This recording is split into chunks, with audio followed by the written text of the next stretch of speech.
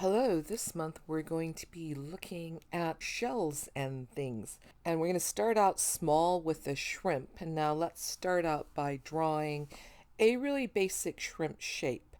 And it's basically a curved shape that narrows at the top and the bottom. There's a little tail on the bottom and some ridges or plates along the bottom half of the curve. And then it's got some long legs and then a big black eye. So now that we've kind of got the basic shape down, I'm going to audition and think about what piece of cloth I want to cut that shape out with. I'm trying out a variety of different pinkish, orangey colors, and I decided I like this one with the stripes. I like the mottled pattern on it, and I'm not really at all worried that the stripes are very straight. They're going to sort of blend into the background as I add my stitches to it. So I'm just going to cut out the basic shape of the body, and all those little bits like the legs and things, I can add those with stitches, but this piece is going to give me the basic body shapes, so I don't have to create that shape just with stitches. And you can already see how that's starting to look shrimp-like.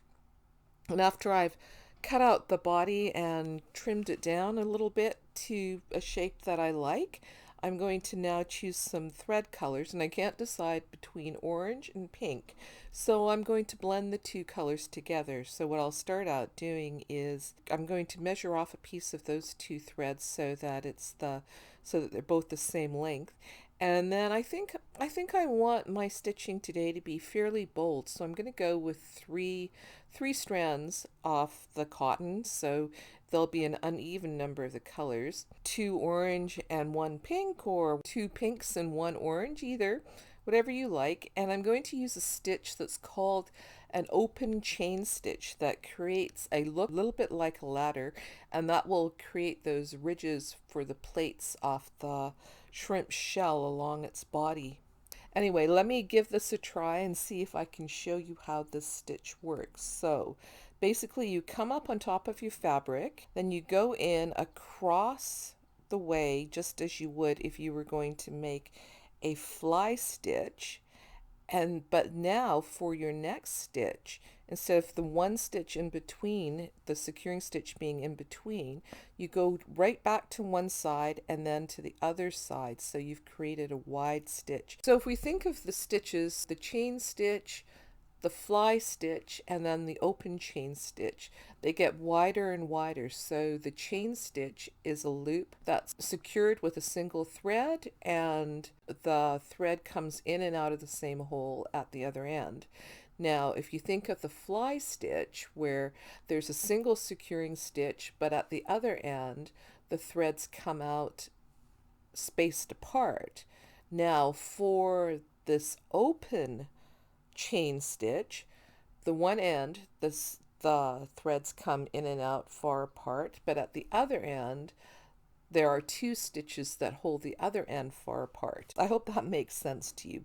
You can watch what I'm doing here, but if you feel like this stitch is too much, and frankly, I wouldn't blame you, I end up doing some rather creative variations on this stitch to get the things where I want. But basically, if you're thinking about, you're making a loop and then you're making another loop, and the next loop holds your first loop far apart instead of making it a narrow loop.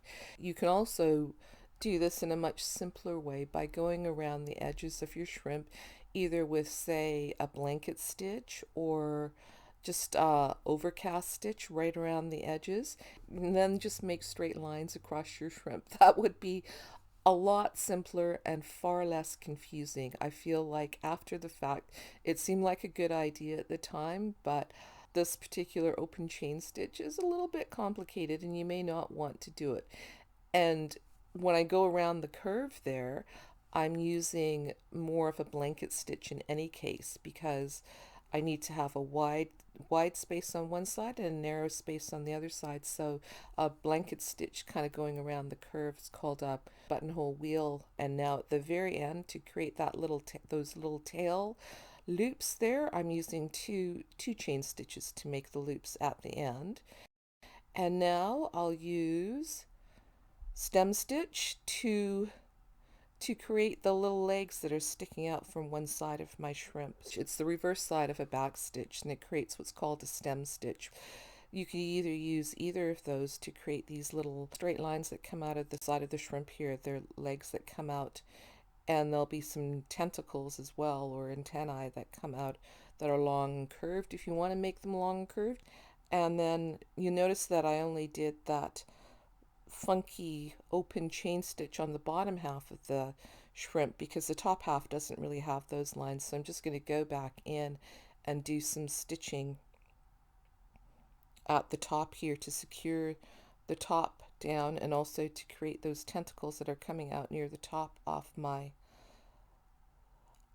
shrimp there. And then I'll go around and sew down the rest of the shrimp just with a whip stitch, just around and around and around the outside edge, which you can do the whole thing like that. And then, as I said before, just make the lines across to make those plates on it. And now I'm pretty much finished for now, but I do want to go back later at some point and add a black French knot for the eye of my shrimp. But for now, I'm just going to call that one finished, and I'll add the French knot later on near the top there.